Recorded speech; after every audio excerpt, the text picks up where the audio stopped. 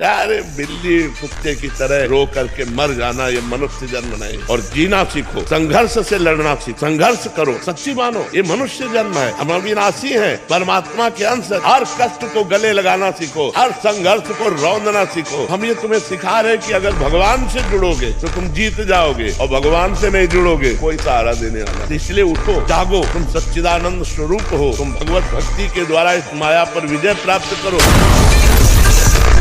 मैं कसम खा के सत्य वचन कह रहा हूं, मेरी बात मान लो। इंद्रियों का भोग तब तक नहीं रोक पाओगे जब तक इंद्रियों के भोग को आप मानोगे कि मैं भोग रहा हूं, मैं सुख ले रहा हूं। हम सुख भोग की लालसा से सुख सिंधु प्रभु से विमुख होकर इनकी बताई हुई वृत्ति के अनुसार हम चले जाते हैं, हमारी दुर्गति हो जाती है। ये दुष्ट इंद्रियां कभी तृप्त नहीं होने वाली। इनको तभी रोका जा सकता है जब मैं भोगता हूं। इस भाव पर आप विचार करें।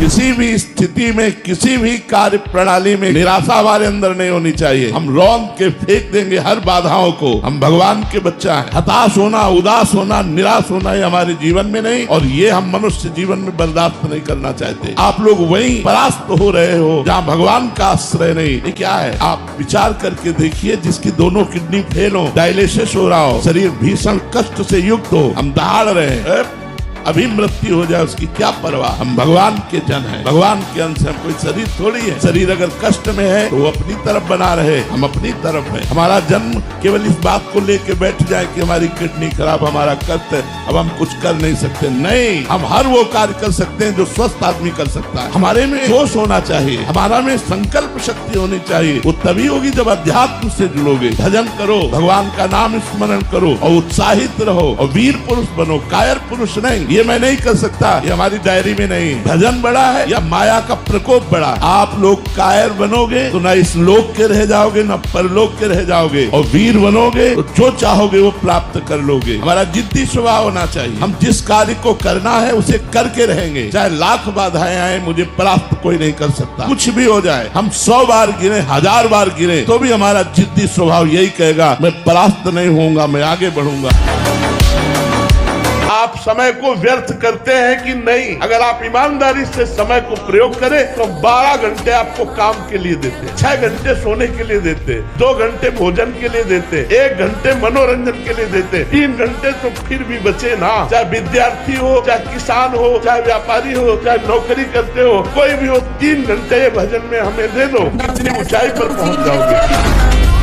अपने आप जितेंद्रिय हो जाए। शरीर एक रथ है, बुद्धि इस रथ को चलाने वाला सारथी है, बैठने वाला जीवात्मा है, मन लगाम है, इंद्रियां घोड़े हैं। ये घोड़े विषय भोग का चारा चरने के लिए जाएंगे। अगर मन रूपी लगाम को बुद्धि रूपी सारथी ने ठीक से खींचा नहीं तो ये खंडक में गिरा दे। और जीव इतना भोला बन चुका है कि गड्ढे में गिरा है फिर भी वो आनंदित है, वो उसी को सुख समझ रहा है। जिसे तुम सुख समझते हो वो सुख की छाया है, समझ पड़ती नहीं है गिरधर की माया। चिकनी चमड़ी केवल देखकर फंस रहे, कुछ नहीं। बुद्धि को परमात्म चिंतन से इतनी बलवान बनाओ कि अपनी इंद्रियों के द्वारों से घसीट कर उसे भगवान में स्थित करो। क्योंकि सारा खेल मन का है। ये एक ऐसा भूत है कि अगर इसे काम में नहीं लगाओगे तो उठा के पटक देगा। एक संत ने शिष्य को मंत्र बताया भूत सिद्धि का, तो भूत सिद्ध हो गया, प्रकट हुआ। उसने कहा काम बताओ। तो जो काम बताते हो तो फौरन काम कर दो। बोले काम बताओ। कहाँ तक बताए कि? तो बोले काम नहीं बताओगे तो उठा के पटक देंगे तुम्हें। उन्होंने गुरुजी से कहा उनका एक बांस गाड़ दो, इस भूत से कहो इस पे चढ़ो उतरो। ये मन एक भूत है जो उठा के पटक देगा अगर इसे खाली रहो। आप लोग मन को लगाना सीखिए। कभी नाम जप, कभी नाम कीर्तन, कभी सेवा में। खाली मत रहो, खाली रहना ही पाप है। सारा जगत आनंद की इच्छा करता हुआ विषय रूपी दलदल में धंसता चला जा रहा है। हम किसी भी विषय को, किसी भी व्यक्ति को तभी अपना मानते हैं जब हमें आनंद की भावना होती है। इस व्यक्ति से मुझे आनंद मिले, इस वस्तु के भोगने से आनंद मिले। कि जो विषय सुख आपको प्राप्त होता है वास्तविक प्राप्त हो रहा है अंतर्मुखता से, विषय में नहीं, क्योंकि विषय तो बहिर्मुख है। वो विषय भोगते समय जब आप एकाग्र और अंतर्मुख हुए, उसका जो प्रतिबिंब पड़ा वो यद्यपि स्वरूपानंद की ही एक वृत्ति से उसे आनंद मिल रहा, पर वो समझ लेता विषय। बहुत ध्यान से सुनना है, बहुत जरूरी है। जो बात तुम्हारी गुप्त हो कभी मत बोलो। जिस व्यक्ति पर संदेह हो कभी मत मिलो। जिस वस्तु में संदेह हो कभी मत खाओ। जिस आचरण पर संदेह प्रमाणित न हो कभी मत करो। दूसरे की चर्चा कभी मत छेड़ो। रजोगुणी तमोगुणी भोजन चाहे जितना सुंदर दिखाई दे कभी मत पाओ। ये ओछी प्रवृत्तियों वाले पर संदेह वृत्ति रखो। ना तुम्हारे अंदर घबराहट होनी चाहिए, ना कोई उतावलापन होना चाहिए। जब तुम्हारे कहीं कोई पाप कर्म करने का अवसर आवे, हटो वहां से। नेत्र कान जीभ तीन को जो सुधार लेता है वो साधु हो जाता है। बिना सत्संग के आप इस युक्ति को नहीं जान पाए। मन से हमारी इतनी घनी दोस्ती हो गई है कि मन ने जो चाहा वो मेरी चाह है। मन चाहता क्या है? 5 ज्ञानेंद्रियों के द्वारा भोगे जाने वाले समस्त विषय। मन को यदि सुधारना है तो इससे दोस्ती हटानी पड़ेगी। आप इंद्रियां नहीं, आप मन नहीं है, आप पूर्ण काम है। पर आपका ये मन आपको अधीन करके भोगों में सुख है ऐसा भ्रम करा। फिर प्रार्थना करता हूँ सब उपासक उपासिकाओं से, यदि आप आज्ञा पर ध्यान नहीं देते तो माया तुम पर ध्यान रख देगी। और उसके ध्यान रखने का मतलब है बैठे बैठे जलोगे जैसे अंगार पर जला जाता है। ये जो दुर्वासना के नाश की कृपा है, ये आपकी दिनचर्या है, ये सैकड़ों दुर्वासनाओं को भस्म कर देगी। इसको खिलवाड़ न समझो। प्रभु का प्रिय गुरु का प्रिय वही होता है जो दिनचर्या में मिनट भर विलंब नहीं करता। बड़े बड़े सिद्ध महापुरुष इसी से हुए दिनचर्या से। 12 वर्ष एक दिनचर्या कर लीजिए, आप देखिए आपका क्या स्वभाव बनता है। कुछ शंकाएं एक दो जो बहुत आवश्यक हैं, जिन्होंने हमारे विद्यार्थियों को भ्रष्ट किया है। पहली बात, ब्रह्मचर्य की हानि से कोई हानि नहीं। जैसे रोटी खाते हैं वैसे ये काम है। मैंने कहा महामूर्ख, ये रोटी वाला काम नहीं है। रोटी शरीर की आवश्यकता है, वो शरीर में बल बढ़ता है, खून बढ़ता है, और इससे कोई चीज बढ़ती नहीं। इससे चेहरा जो है धूमल हो जाता है, पाचन क्रिया बिगड़ जाती है। क्योंकि जो आप खाते हैं वो गाड़ी का तेल है, परंतु एक होता है इंजन ऑयल जिससे गाड़ी चलती है। और अगर इंजन ऑयल समाप्त हो जाए तो इंजन सीज्ड हो जाता है। और इस गाड़ी के लिए जो पानी पीते हैं, दूध रोटी खाते हैं, ये तो है इसकी खुराक, लेकिन इसकी जान जो है वो है ब्रह्मचर्य। इसलिए मैं कहना चाहता हूं उस रक्त से भी ज्यादा कीमती हमारे शरीर का रज और वीर्य है।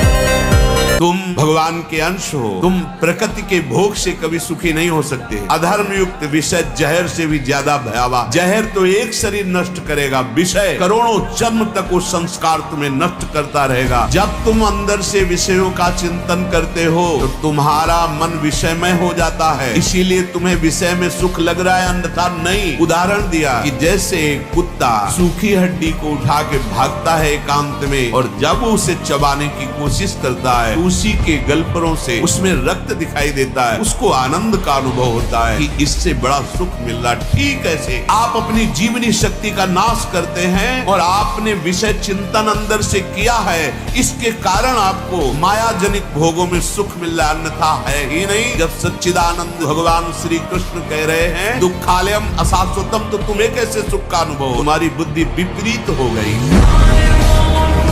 आप संकल्प ले कि आप कोई पापाचरण सीखें। जैसे कोई शराब पीता हो, संकल्प ले कि शराब छोड़ दूं। लेकिन लोग इन्हीं बातों की पार्टी बनाते हैं। मदिरा पीना, मांस खाना, बेविचार करना। नरक वाले काम कर रहे हो, ये दुख वाले काम कर रहे हो, तुम्हारा पतन हो जाएगा इससे। मनुष्य जीवन मिला, आप कोई राक्षस थोड़ी हो।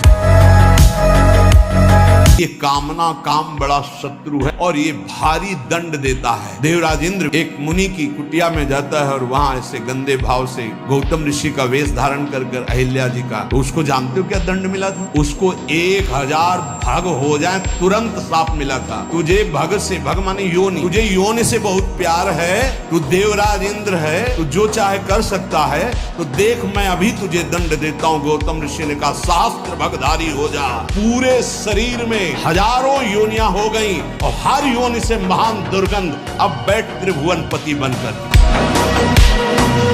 बहुत मन चंचल है, इसे बहुत संभाल के, चाहे जितना आप खवा लो, इसे कभी रुकने वाला नहीं। कभी कभी पिटाई भी काम कर जाती। एक राजा ने पूरे नगर में ऐलान कर दिया कि मेरा बकरा जो छका के दे दे तो जितना रुपया पैसा चाहे मैं उसे दे दूंगा। सुबह से शाम तक बकरे को रखा जाएगा, जो ले जाए और छका के दे दे। बकरा कुछ नहीं खाएगा, मान गए, छक गया। अब कोई किशमिश खवा रहा है, बादाम खवा रहा है, सब चीजें खवाए। शाम के बिल्कुल पेट छका। राजा के सामने गए, ऐसे 2-4 घास, 2-4 चीजें डाली, मुंह मार, बोले फेल। अब 50 लोग ले गए। एक आदमी केवल देखने जाता था रोज। राजा से कहा एक दिन हमें ले बांस की हरी छड़ी रख, किशमिश, घास, चना, जो जो चीजें सुना था सब डाला, जहां मुंह मारने का तब मारा, चप से पूरा पीठ से गाल तक, पूरा दिन भर नई नई चीजें। शाम के हालत ये हो गई कि छड़ी फेंक दिया, सामान रखी, एक भी चीज नहीं खाई पर मुंह नहीं मारा, शांत खड़ा है। राजा के पास ले गए, महाराज ऐसा बकरा छका है कि आज तक नहीं छका होगा, अगर मुंह मार दे। सामने जाकर बैठ गया, दुनिया की चीज डाल दी, मुंह नहीं मारा। राजा ने कहा क्या खिला दिया भाई? बोले डंडा।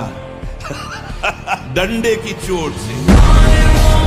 बस इन दो बातों से बच जाओ तो मार्ग बिल्कुल दृढ़। पहला, भय या प्रलोभन, तुम्हें रोका जाएगा या भारी सुख सुविधा देके या भारी दुख दुविधा देके। अगर कदम नहीं रुके तो फिर दूसरा एक आंतरिक घबराहट पैदा हो। ये केवल साधु समागम से मिटती है, नहीं अच्छे अच्छे इसी घबराहट से वापस होती है।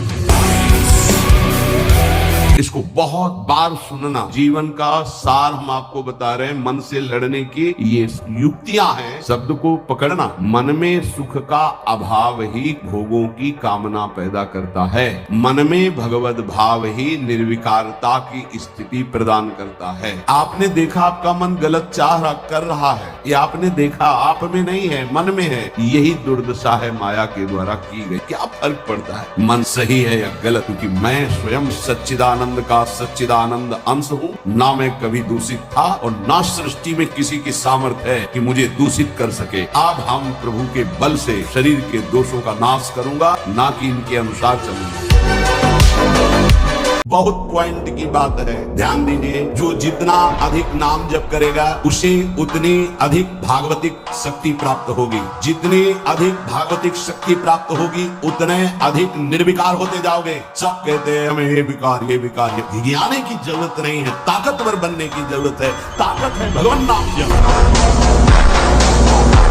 बंद करो ये विषय वार्ता का चिंतन, ये कोटि नरकों जैसा भय प्रदान करने वाला है। तुम्हारे जीवनी शक्ति एक सीमित है, अभी यौवन अवस्था है, नष्ट कर लो फिर किसी काम के नहीं रहोगे। मुस्कुराहट, रूपा शक्ति, मृदु भाषण, इसने तुम्हारे मन का अपहरण कर लिया है। बचाओ अपने मन को और मनमोहन की तरफ लगाओ। वास्तविकता के साथ जागो। यह बात कर्म के प्रतिफल की चेष्टा न करो, तुम तो केवल वही करो जो तुम्हारे वश में है।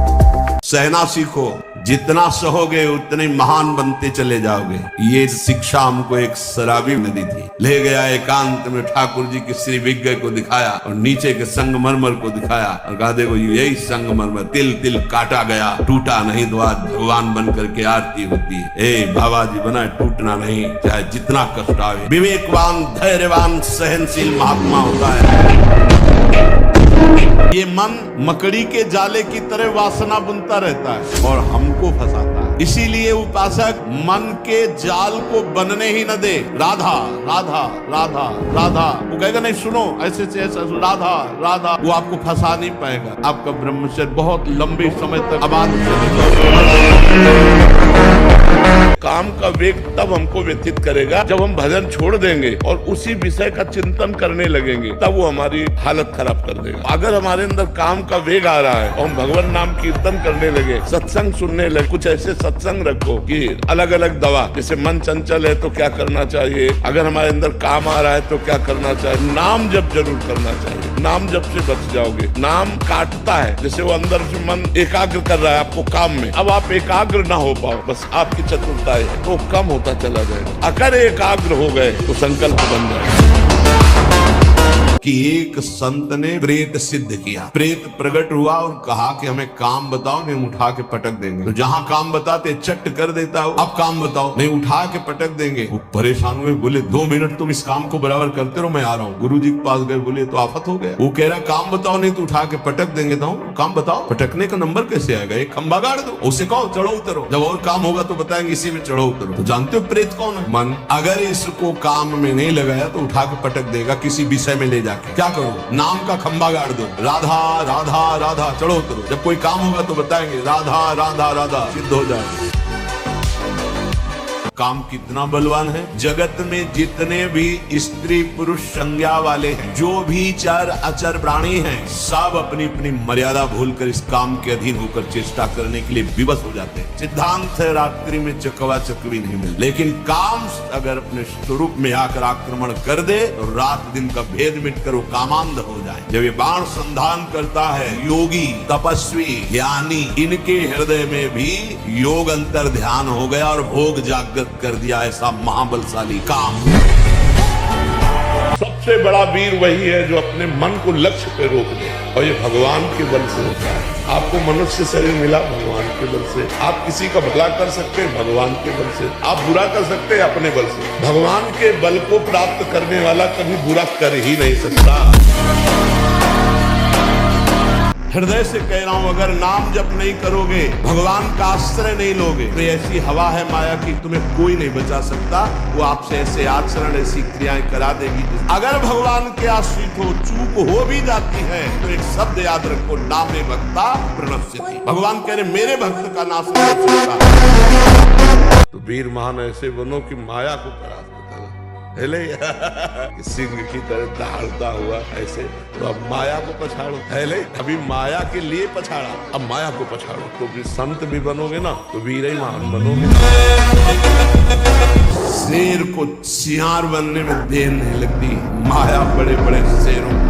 गंदी बात आ रही है, आराम से चद्दर तान के सो जाओ, घंटा 2 घंटा में वृत्ति बदल जाएगी।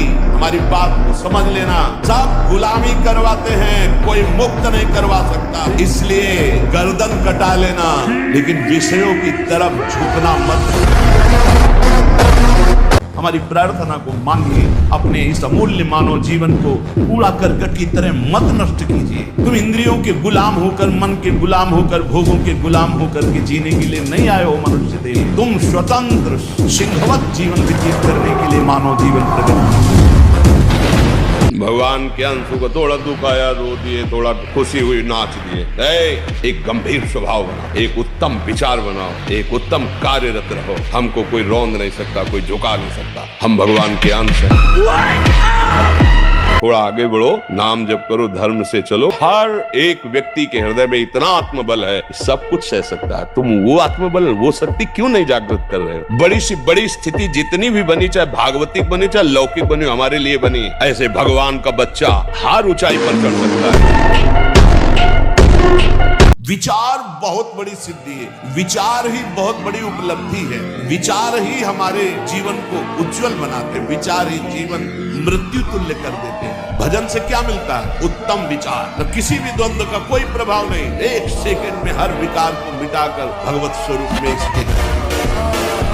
हर विषय में आसक्ति रूपी जहर है, मत भोग। ये जहर जन्म जन्मांतर बढ़ता चला जाएगा। जब तक भोगों का चिंतन होगा, भोग क्रिया होगी, तब तक भगवदानंद नहीं मिलेगा। लिख लो इस बात। इसलिए अपनी वृत्ति को विषय भोगों के चिंतन से बचाओ, अपने शरीर को विषय भोग क्रिया से बचाओ। शरीर से सेवा करो, वृत्तियों से चिंतन करो, खूब सत्संग करो, भगवान की लीलाओं का गान करो, श्रवण करो, साधुओं के दर्शन करो, उनके वचन सुनो और एकांत में रहकर गुरु आदेश से उपासना करो। जब आप ऐसे चलेंगे तो विषय भोग आपको घृणास्पद लगने लगेगा। जन्म मृत्यु की परंपरा को बंद करने का समय आ गया है। जैसे भगवान अर्जुन से कहते हो, उत्तिष्ठ परंतप, गांडीव में प्रत्यंचा चढ़ा और अपने धर्म का पालन कर, मार इनको। ऐसे खड़े हो जाओ और सामने शत्रु विराजमान, काम क्रोध लोभ मोह मद मत्सर ईर्ष्या द्वेष, ज्ञान का प्रचंड धनुष लेकर विवेक का बाण संधान कर